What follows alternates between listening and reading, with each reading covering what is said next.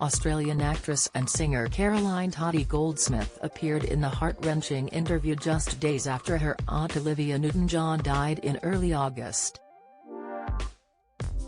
Newton-John would have turned 74 on September 26, but her niece claimed the star's death was not a shock to her nearest and dearest, 30 years after her first cancer diagnosis. Goldsmith, 60, appeared on the Australian television programme, A Current Affair, just days after her aunt's death and shared that Newton-John's health had been rapidly declining in the days before. Newton-John spent her last days in her Californian home, hundreds of miles away from Goldsmith, who is thought to live in New South Wales, Australia. The family realized that they should start saying goodbye to their beloved Olivia, but Goldsmith could not get to America. She instead contacted Johnny Sterling, Newton-John's husband, and asked if he could hold the phone to her aunt's ear so that she could say a few last words. Goldsmith exclaimed, "He got me on FaceTime. I managed to see her and told her all the things I needed to say and wanted to say on behalf of my brother and sister as well, because she's been more of a mother to us." Steadily becoming more emotional, Goldsmith added that she could tell she was leaving us but was happy that she was able to say her goodbyes. Although it may not have been a shock for the family, Goldsmith noted that Newton-John's eternally positive attitude left out that this would in fact be their last time talking to each other. She explained, "She always put on such a brave face.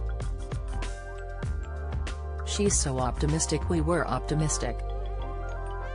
There's always this part of your mind that goes, maybe she'll just suddenly come back and she'll be fine."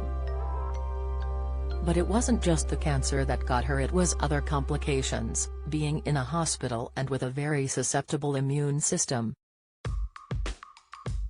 She got secondary infections. Goldsmith later recalled a touching moment when she visited Newton-John while she was in her own cancer centre, the Olivia Newton-John Cancer Wellness and Research Centre, in Melbourne. She said, "There was one day, she was in her hospital and not many people knew she was there. She was really skinny and really unwell, and I said to her, 'Are you afraid of dying?' Newton-John replied, using the nickname she had for Goldsmith, "Plonker, I'm not afraid.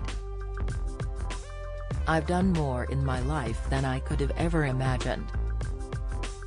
Talking on the podcast A Life of Greatness in 2021, which would become one of her last interviews, Newton-John expanded on why she wasn't afraid of death. "We all know we're going to die, but I think we spend our lives in denial. It's extremely personal, so it's hard to put into words. I feel that we are all one thing, and I've had experiences with spirits and spirit life. I believe there is something that happens.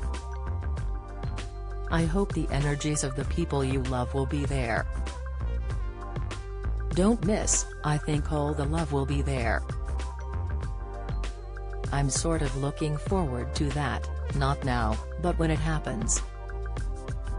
The physical singer had first been diagnosed with breast cancer in 1992, and after undergoing extensive treatment was given the all-clear. Unfortunately, in 2013 she would be re-diagnosed and through another round of treatment before once again getting a clean bill of health. Shortly after this diagnosis, Newton-John created the center she would later be a patient in, and Goldsmith claimed it was this building as well as her other cancer research funds and foundations that gave the singer a purpose in life. Goldsmith said, "I think the cancer center really kept her going. It wasn't being Olivia Newton-John, it was helping people, and I know that." She was really blown away by the impact she had on people around the world. "I spent a lot of time in there because I worked with her from the ground up before it was even built. I was often with her when she was doing rounds, and the way she touched people's hearts, the cancer center was more important to her than her career. She was deeply, deeply passionate about what she could give back. Goldsmith confirmed that the family would be accepting the offer of a state funeral for the late Newton-John, saying, "I think Australia needs it." On August 11, Deadline reported that the Premier of Victoria had announced the family's decision to have a state funeral, but noted it would be much more of a concert than a funeral. "It is uncertain when the state funeral will take place,"